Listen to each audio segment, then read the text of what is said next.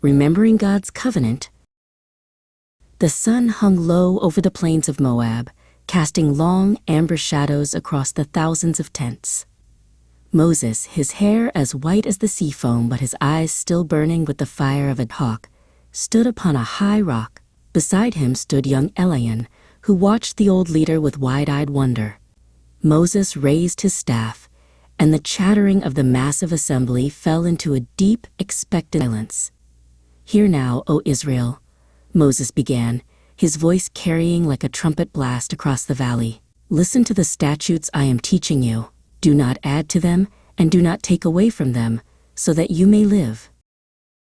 Moses turned his gaze toward the distant, jagged peaks of the horizon. "Remember the day you stood before the Lord your God at Horeb," he said, his voice dropping to a low, rhythmic rumble.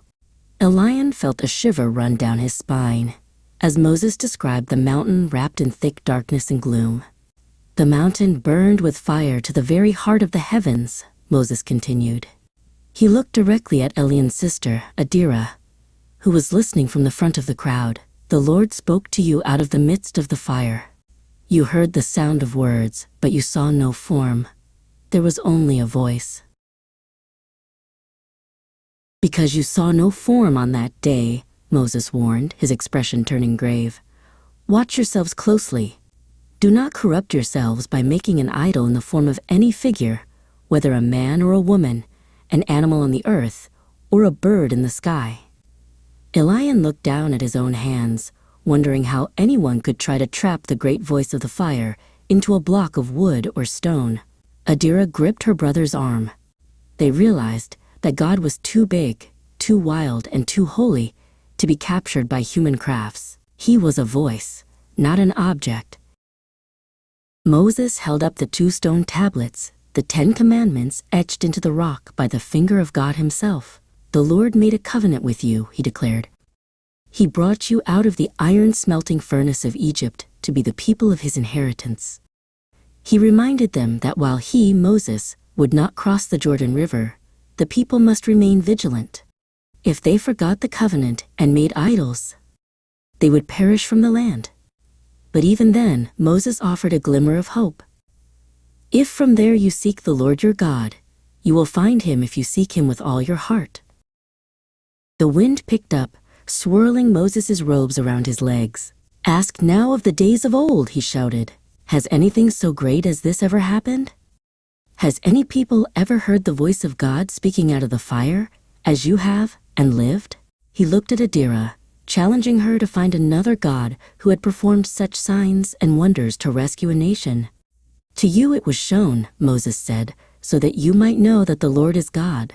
There is no other besides him. He brought you out of Egypt with his presence and his great power," Moses continued, "to drive out nations greater and stronger than you." He gestured toward the Jordan River, the gateway to their new home. Adira looked toward the water, feeling both the weight of the responsibility and the thrill of the promise. Moses explained that obedience wasn't just about following rules. It was about staying connected to the source of life. By keeping the decrees, they would ensure that it went well with them and their children in the land the Lord was giving them for all time.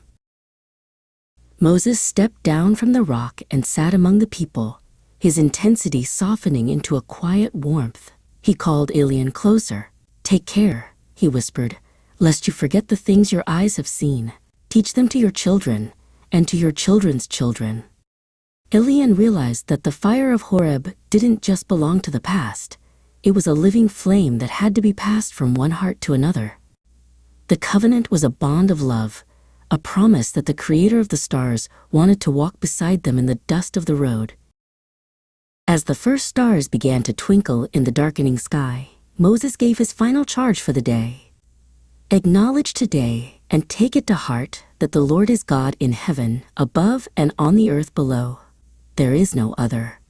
Elian and Adira watched as the campfires began to dot the valley, reflecting the stars above. They understood now that their God was not a statue hidden in a temple, but the sovereign of the entire universe who had chosen to speak to them. They vowed to remember the voice in the fire. Thousands of years later, a teenager named Leo sat on a park bench, his face illuminated by the blue glow of his smartphone. Notifications buzzed incessantly, reminders of games, social media likes, and endless videos. He felt a strange emptiness, a sense that he was surrounded by idols of glass and silicon that demanded all his attention but gave nothing back. He remembered the story of Moses and the voice in the fire.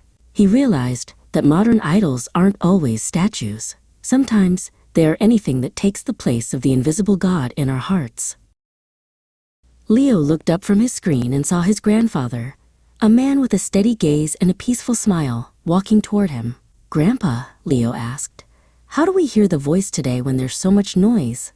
His grandfather sat down and pointed to the ancient oak tree towering above them. "God still speaks through his word and his creation, Leo. The covenant hasn't changed. If you seek him with all your heart, you'll find him right here in the quiet." Leo turned off his phone, took a deep breath of the cool evening air, and chose to listen. Thanks for watching. We hope you were blessed by this episode.